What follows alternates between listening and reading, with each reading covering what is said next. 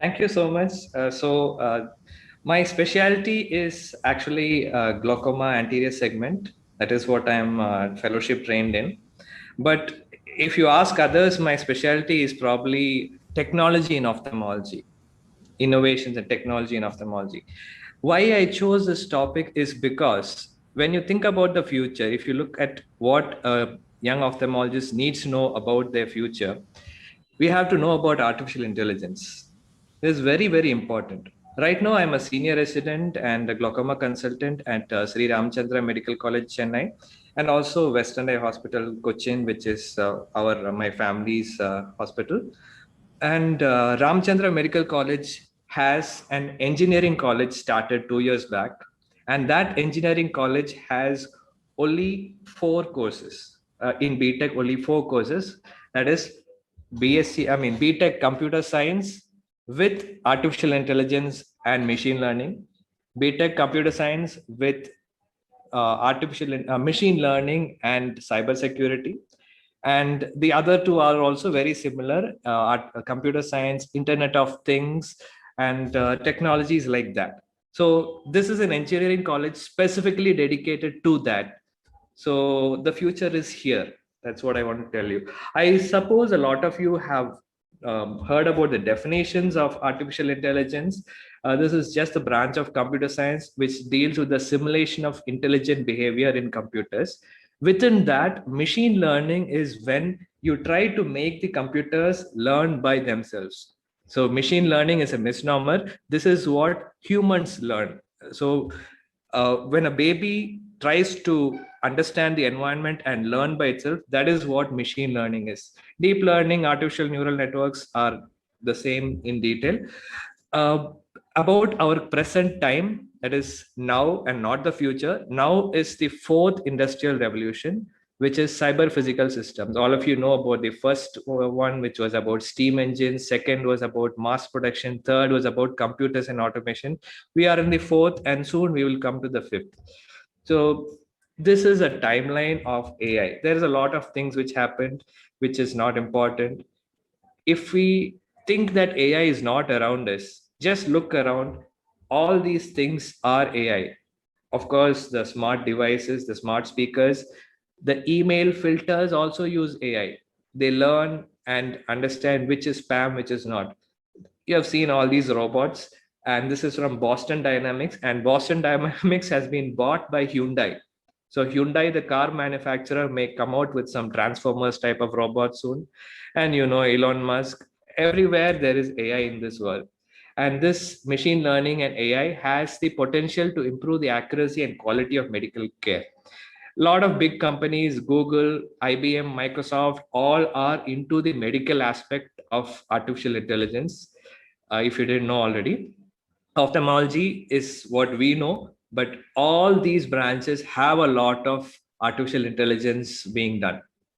And I know that uh, we have mostly seen diabetic retinopathy and glaucoma being the the poster childs of artificial intelligence ophthalmology. But it is not only that. ARMD, ROP, vascular occlusions, keratoconus, cataract, refractive errors, RD, squint, progression of squint, ocular cancers, all these have AI.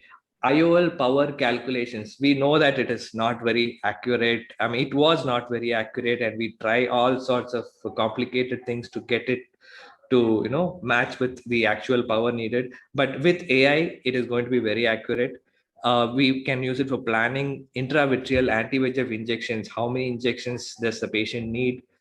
But there are even more things. We can detect cognitive impairment. That is my wife's thesis topic. Dementia, Alzheimer's disease, risk of stroke, cardiovascular risk from just fundus photographs or OCTs. You can, diabetic retinopathy already has, an FDA approved uh, software, IDXDR, or incorporated on a fundus camera. And Medios has an offline AI. This is the one which Professor Natarajan Sundaram has published about. And this is the one which is there in the fundus on phone from Remedio, no financial interest. All these are really available right now. Netra.ai, Pegasus. Pegasus is the one which is available.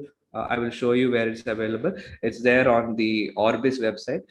glaucoma OCTs, the glaucoma contact lens sensor, the sensimetric fish for detecting cupping and detecting whether a particular fundus is supposedly glaucomatous or not, differentiating it from glaucoma suspect. All these can be done by AI, which cannot be done by human ophthalmologists. So visual fields criteria and analyzing visual fields can be done by AI. There was one study which was able to predict the future. Okay, so this particular AI system was able to predict the future visual fields for around 5.5 years based on the target IOP. So if a patient wants to know what will happen, you can tell them. ROP tool, and these are the ROP softwares which use AI for ROP analysis. ARMD, not only from photos and OCTs, you can also predict the visual acuity. You can predict the requirement of anti-VEGF. These are things which are very important. Patients will need to know these things, and an ophthalmologist cannot really tell, and the AI will be able to tell you that. Vascular occlusions can be identified, and this is natural. But this particular thing, you can predict the OCT macular edema from a fundus photo without doing an OCT. So if you have only a fundus photograph, you can tell what the OCT will be. So of course, OCT uses a lot of AI, and other retinal diseases like RRT, retinal detachment, PEDs, corneal disorders, keratoconus, early keratoconus, and to say whether it will progress or not, all these softwares, all these machines can use AI softwares integrated. And also for biomechanics, things which are new, which we don't know much about, AI is going to help us make sense of the enormous data being generated by new machines. Cataract can be detected from just standard digital camera photographs. Of course, we can grade cataract from slit lamp images, but also from ultrasound, also from fundus photos based on how much haziness is there. And also it can predict the risk of PCO. This is all by AI analysis of pictures, right? And pediatric ophthalmology, not only for the cataract diagnosis, also squint and refractive error. You can also predict future high myopia. You can predict what will be the progression of myopia. LV Prasad Eye Institute has a study on this, which is quite a couple of years old. And it can detect leukocoria from recreational photograph, that is photos, just normal photographs. You can plan squint surgeries. Oncology, you can demarcate the border of squamous neoplasm from unstained specimens, because the images have subtle changes which cannot be seen by the human eye, and also helps in reconstruction. Refractive error, as I said, you can predict based on ocular biometry, height, weight, and other parameters. And why AI is important? It is faster, cheaper, scalable, portable, and it helps when there is a doctor shortage, and it does not need rest, does not get bored. Hope it just assists humans and does not take over our jobs. But I know that it will be there in the future for sure.